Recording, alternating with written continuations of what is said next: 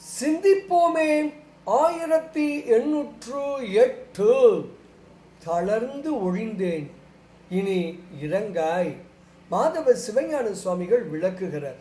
தேன் சொரியும் மலர் சோலைகள் சூழ்ந்த பதி கலைசை.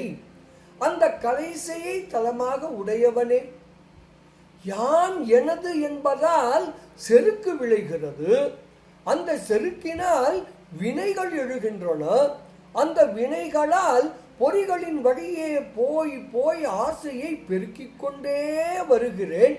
அதன் பயனாய் விதவிதமான உடல்களை ஏந்தி தொலையாத இந்த பற்பல பிறவிகளை இடைவிடாது பெற்றுக்கொண்டே இருக்கிறேன் பெருமானே.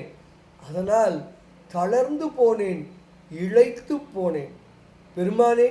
இனி நீ இந்த அடியேனுக்காக இறங்கி என்னை ஆட்கொள்வாயாக. இப்படியாக ஆணவமே பிறவிகளுக்கு காரணம் என்று விளக்குகிறார் ஸ்ரீ மாதவ சிவஞான சுவாமிகள். பாடலை காணலாமே. யான் என்றும் எனது என்றும் இச்செருக்கில் எழும் வினையால் ஊன் ஒன்றி பொறி வழி போய் உலவாத யோனிதொரும் தான் ஒன்றி இதுகாரும் தளர்ந்து ஒழிந்தேன், தளர்ந்து ஒழிந்தேன். இனி இறங்காய்.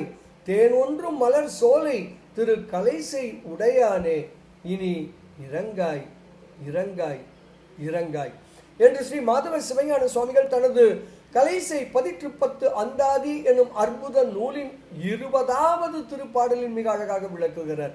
மலம் உணர்வோம், பிறவி நீங்குவோம், பேரானந்தத்தில் திளைப்போம், திளைப்போம், திளைப்போம். இனிய வணக்கம். சிவாய நம.